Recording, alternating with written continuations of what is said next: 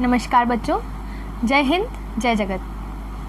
पिछली बार हम लोगों ने रॉलेट एक्ट, उसके बाद रॉलेट सत्याग्रह, उसके बाद जलियांवाला बाग हत्याकांड और उसके बाद जब रॉलेट सत्याग्रह वापस ले लिया गया था, इतना हम लोगों ने देख लिया था। अब उसके बाद हम लोग आते हैं खिलाफत इशू और असहयोग आंदोलन की शुरुआत, ये कैसे हुई। ठीक है, अब देखो थोड़ा सा मैं ये बताती हूँ कि गांधी जी जब साउथ अफ्रीका में थे तो उन्होंने जब वहाँ पे सत्याग्रह किया उसमें, और जब वो भारत आए और यहाँ पर उन्होंने सत्याग्रह करने का सोचा, उसमें थोड़ा अंतर था। कैसे? देखो भारत में डाइवर्सिटी बहुत है, हम सभी जानते हैं, हम हमेशा उसकी बातें करते हैं। हमारे यहाँ पे भाषा की डाइवर्सिटी है, खाने पीने की डाइवर्सिटी है, रहन सहन की डाइवर्सिटी है, फेथ्स की डाइवर्सिटी है, त्योहारों की डाइवर्सिटी है, और ये जो डाइवर्सिटी है बहुत ब्यूटीफुल है। लेकिन इस डाइवर्सिटी का जो इस्तेमाल अंग्रेज़ों ने किया, ये बहुत ही एक हथियार के रूप में किया, हम सभी को डिवाइड करने के लिए किया। डाइवर्सिटी को डिवाइड करने का हथियार इन लोगों ने बनाया। ठीक है, अब देखो जब साउथ अफ्रीका में, इसको तुम रिलेट करना अभी जब मैं आगे बताऊंगी, तो गांधी जी ने जब साउथ अफ्रीका में सत्याग्रह किया, वहाँ पे इंडियंस कम संख्या में थे। दूसरी बात, जो इंडियंस थे वो इन बेसिस पे डिवाइडेड नहीं थे, रिच और पुअर के बेसिस पे या हिंदू मुस्लिम, उनकी एक ही आइडेंटिटी थी, दैट इज़ इंडियंस। ठीक है, तो वहाँ पर वो डिवीज़न फेस नहीं किया गांधी जी ने। लेकिन जब यहाँ पे आए तो गांधी जी को ये चैलेंज फेस करना पड़ा कि यहाँ पर, जैसे मैंने तुम लोगों को बताया था, चंपारण में किस तरीके से जो रिच और पुअर के बीच में एक बहुत ही बड़ा खाई थी, जो निचली जाति के लोग थे उन लोगों को चप्पल नहीं पहने दी जाती थी, मैंने तुमको बताया था। तो ये क्या था कि अंग्रेज़ों की पॉलिसी थी। ठीक है, तो क्या हुआ कि इंडिया में गांधी जी को ये चैलेंज फेस करना पड़ा, रिच पुअर का डिवाइड, हिंदू मुस्लिम का डिवाइड, इंडस्ट्रियलिस्ट्स और वर्कर्स का डिवाइड। करेक्ट। तो देखो तुम लोगों ने वो कहानी सुनी होगी कि दो बिल्लियाँ जो हैं वो रोटी के लिए झगड़ने लगती हैं और बंदर उठा के ले जाता है। ठीक है, यही पॉलिसी जो है वो अंग्रेज़ अपनाते रहे हमेशा।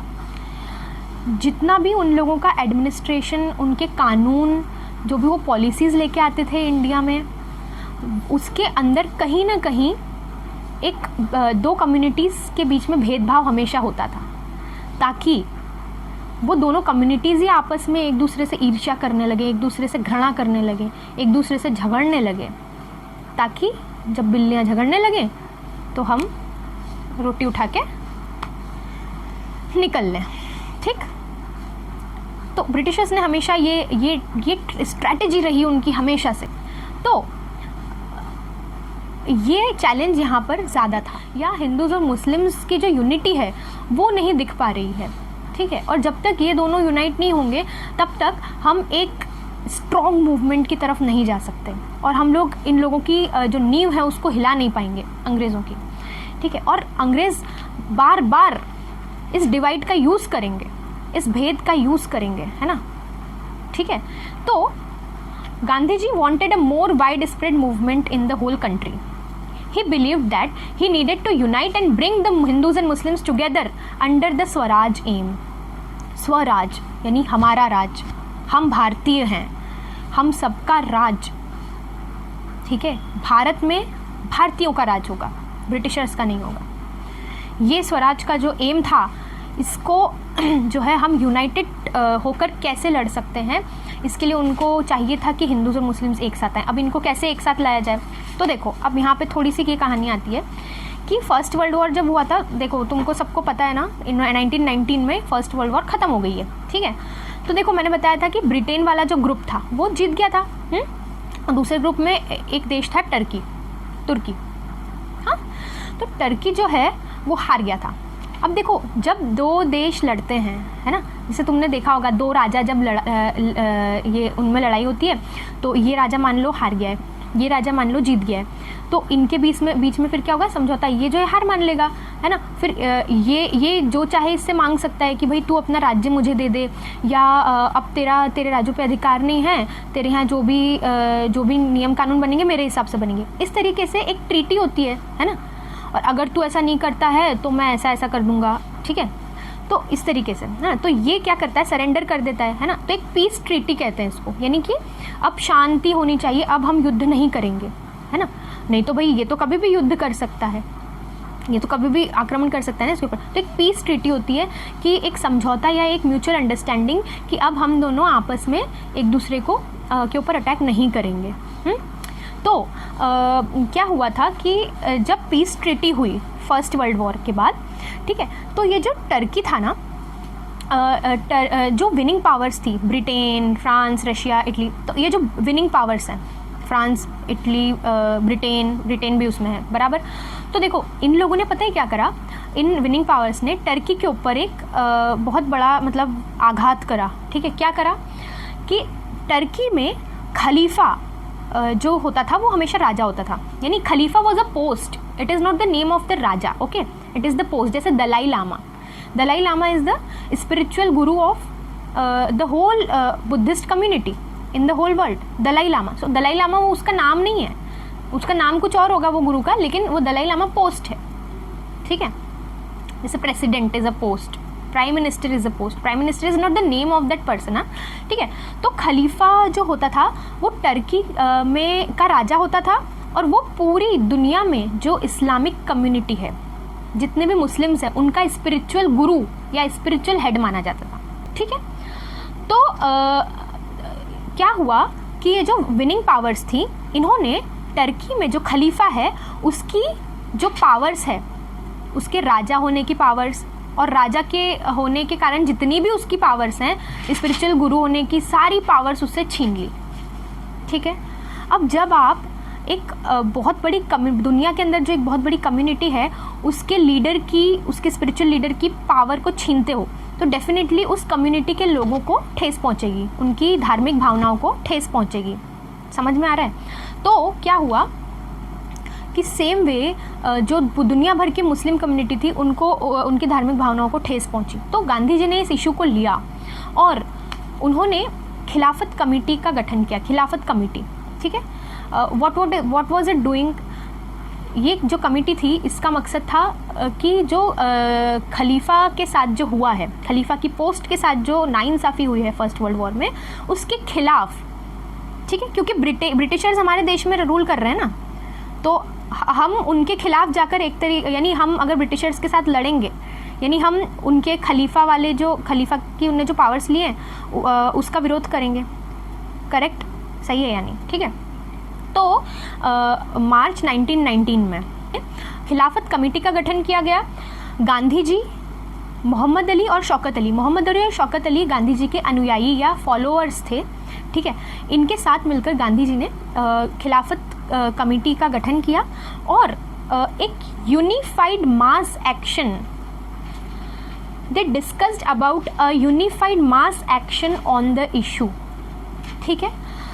खिलाफत movement plus non cooperation movement, okay, इन दोनों को हम जोड़ के एक बड़ा आंदोलन जो है यूनाइटेड करके, हिंदूज और मुस्लिम्स को यूनाइटेड करके हम एक बड़ा आंदोलन ब्रिटिशर्स के खिलाफ कर सकते हैं। नाउ कैलकाटा सेशन में क्या हुआ, सितंबर 1920 में कांग्रेस लीडर्स जो हैं वो ऑब्वियसली उनने मीटिंग करी और खिलाफत और स्वराज, ये जो दो, खिलाफत, ठीक है, जो कि विनिंग पावर्स जिसमें ब्रिटेन भी है उनके खिलाफ, ठीक है, जो उन्होंने खलीफा के साथ किया उसके खिलाफ, और स्वराज जो कि ऑब्वियसली हम सभी का, चाहे वो हिंदू हो या मुस्लिम हो या अमीर हो या गरीब हो, हम सभी का एक कॉमन पर्पस स्वराज, ठीक है। तो इन दोनों रीजंस को लेते हुए ये जो नॉन कोऑपरेशन मूवमेंट की स्टार्टिंग हुई। नाउ नॉन कोऑपरेशन या असहयोग आंदोलन, अब देखो तुमको नाम से ही समझ में आ रहा होगा, असहयोग यानी सहयोग न करना।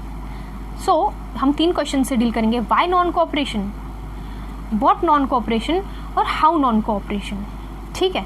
तो वाई नॉन कोऑपरेशन, अब देखो तुम लोग को याद है 1757 या 1757 में प्लासी का युद्ध हुआ था, जो पहला यानी एक तरीके से कह सकते हैं कि आज़ादी का युद्ध था, ठीक है। उसमें जो सिराजुद्दौला था, जो भारत का ही एक नवाब था, ठीक है, तो वो ब्रिटिशर्स के खिलाफ लड़ रहा था, है ना, और सिराजुद्दौला का ही जो सेनापति था मीर ज़फ़र, उसने ब्रिटिशर्स के साथ मिलके इसको क्या बोलते हैं, दगाबाजी कर दी थी इसके साथ, सिराजुद्दौला के साथ, याद है ना, ठीक है। यानी कि सेनापति था ये सिराजुद्दौला का, मीर ज़फ़र, लेकिन साथ किसका दे दिया, ब्रिटिशर्स का, और ब्रिटिशर्स के साथ होके पीठ पे छुरा खोप दिया सिराजुद्दौला का, और जो है ब्रिटिशर्स जीत गए। अब इसका इससे क्या लेना देना भैया, बहुत बड़ा रिलेशन है। यहाँ पे मीर ज़फ़र ने जैसे जो सेनापति, उन लोगों ने क्या करा, दे कोऑपरेटेड विद ब्रिटिशर्स, है ना, उन्होंने सहयोग किया ब्रिटिशर्स का, हाथ जोड़े भैया, हाँ आओ हमारे देश में आओ, हमारे देश को बर्बाद करके जाओ, ठीक है। Instead of uniting together against the Britishers, जब पता चल चुका है कि उनके क्या मंसूबे हैं, उसके बावजूद तुम उनके हाथ जोड़ रहे हो, उनके चापलूसी कर रहे हो, ठीक है, तो व्हाट आर यू डूइंग, आप सहयोग कर रहे हो ना उनको, ठीक है। So what Gandhi ji said, listen, Britishers are ruling because Indians cooperated with them. So if we refuse to cooperate, British rule will collapse. Okay, that's why non-cooperation. So why non-cooperation? क्योंकि मैंने फिर तुमको पहले भी बोला था, पुलिस में, आर्मी में, एडमिनिस्ट्रेशन में, ऑफिसेज में कौन बैठा हुआ है, कौन कर रहा है इन लोगों के लिए काम, ब्रिटिशर्स के लिए इंडियंस कर रहे हैं, हम खुद कोऑपरेट कर रहे हैं। और जो मैंने प्लासी के युद्ध वाला एग्जाम्पल बताया, हम तब से कोऑपरेट करते आ रहे हैं। तो अगर हम कोऑपरेट ही नहीं करेंगे, now how to non cooperate, कैसे करें नॉन कोऑपरेट, कैसे उसको एक्शन में लाएं। सरेंडर या give back titles given by government. Titles क्या होते हैं, जैसे सर की उपाधि दे दे, जो ब्रिटिशर्स थे ना उस वक्त, जैसे जो लोग कुछ क्षेत्रों में अच्छा काम करते थे तो उनको टाइटल्स दे दिया करते थे, ठीक है। सर की उपाधि देना, या डॉक्टर की उपाधि देना, या नाइटहुड की, जैसे रविंद्रनाथ टैगोर जी को मिली थी, जो कि उन्होंने ये जलियांवाला बाग जब हुआ था उसके बाद वापस कर दी थी उसको। तो इस तरीके से टाइटल्स वापस नहीं चाहिए भैया, तुम्हारे टाइटल से हमको क्या करना है, तो तुम्हारा सम्मान हमारे लिए तो अपमान है, दैट लाइक दैट, ठीक है। So boycott of civil services, army, police, schools, colleges, foreign goods. Civil services में, आर्मी में, पुलिस में कौन लोग काम कर रहे हैं, इंडियंस काम कर रहे हैं, मत करो। स्कूल्स में, कॉलेजेस में इंडियंस जा रहे हैं जो ब्रिटिशर्स के द्वारा बनाए गए हैं, मत जाओ, ठीक है। फॉरेन गुड्स बॉयकॉट करो, ठीक। और बहुत मतलब बॉयकॉट करने में जो है लोग जो है वो कपड़े और चीज़ें, मतलब ऐसे उनका ढेर बना के, जैसे हम लोग होली जलाते हैं वैसे होली जलाया करते थे। So if government used violence, full disobedience will be launched.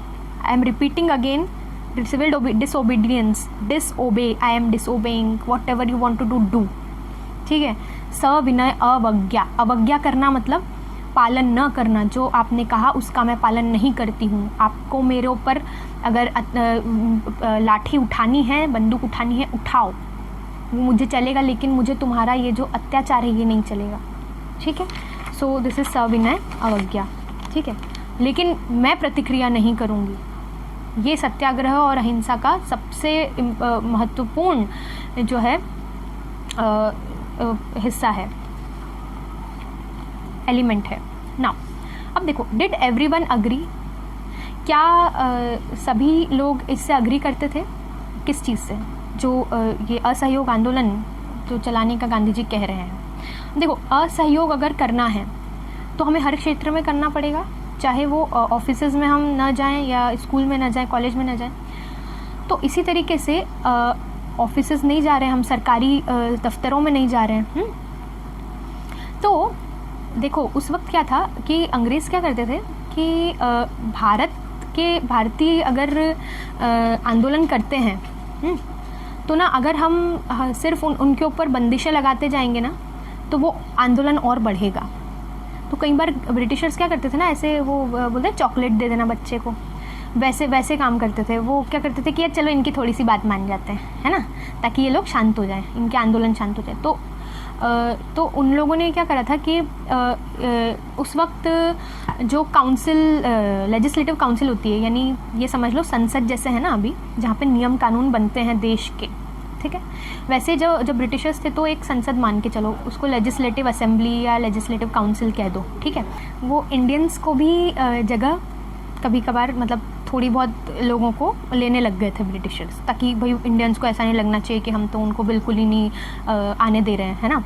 तो उस वक्त क्या था कि जो नरम दल के नेता थे, मैंने तुमको पहले भी बताया था, तो जो नरम दल के नेता थे उनको ऐसा लगता था कि यार देखो अभी इस वक्त हम लोगों को ये कोशिश करनी चाहिए कि एटलीस्ट कम से कम वो लोग जहाँ पे बैठकर हमारे देश के लिए नियम कानून बना रहे हैं, वहाँ पे हम लोगों के लोग भी जाएं, हमारे लीडर्स जाएं, बैठें, देखें वो लोग क्या बना रहे हैं नियम, है ना। कम से कम वहाँ बैठकर हम लोग शब्दों से तो विरोध कर पाएंगे, ठीक है। यहाँ पे तो आंदोलन चल ही रहे हैं, ठीक है। वहाँ पर जाकर जो विरोध रहेगा वो बहुत स्ट्रॉन्ग होगा, और ये बहुत सही बात थी, ठीक है। तो जो कांग्रेस के लोग थे उनको ये डर था कि जो हमारे लीडर्स लेजिस्लेटिव असेंबली में जिनको रिप्रेजेंटेशन मिला हुआ है उनको भी बायकॉट करना पड़ेगा, है ना। तो फिर वो लोग अपना पार्टिसिपेशन नहीं दे पाएंगे वहाँ पर, है ना, बॉयकॉट करना पड़ेगा। तो खैर ये एक डर था। और दूसरा ये they also feared that the movement will become violent. हम लोगों ने देखा था कि रॉलेट सत्याग्रह में भी जो रॉलेट सत्याग्रह था वो बहुत हिंसक हो गया था जलियांवाला बाग के बाद। तो जो हमारे लीडर्स थे कांग्रेस के, उनको ये भी लग रहा था कि डेफिनेटली ये वायलेंट होगा, और ये हुआ भी, ठीक है। तीसरी बात, so there was a disagreement between some leaders of Congress about non cooperation movement, जो कि हो भी मतलब उसमें कोई नई बात नहीं है, क्योंकि कांग्रेस में अलग अलग विचारधारा के लोग थे। सो उनमें विचारधारा में मतभेद होना बहुत नॉर्मल सी बात है। नाउ इसके बाद नागपुर सेशन हुआ, यानी एक मीटिंग हुई जो लीडर्स हैं उनके बीच में। सेशन मतलब क्या होता है, लोड नहीं लेना, ठीक है। सेशन मतलब क्या कि भैया मीटिंग हो रही है एक तरीके से, ठीक है, लीडर्स की। तो 1920 में दिसंबर में एक मीटिंग हुई, और उसमें नागपुर सेशन में ये compromise was made by the leaders जो डिसएग्री कर रहे थे, और नॉन कोऑपरेशन मूवमेंट जो है वो शुरू किया गया। सो बेसिकली ये था नॉन कोऑपरेशन या असहयोग आंदोलन। और इसके बाद आंदोलन शुरू हुआ, और आज अभी ये वाले लेक्चर में हम लोग इतना ही पढ़ेंगे। और मैं चाहती हूँ कि तुम लोग ये पढ़ लेना, है ना, नॉन कोऑपरेशन ये किताब में से पढ़ लो। और तो अब अगली क्लास में मिलते हैं, बाय।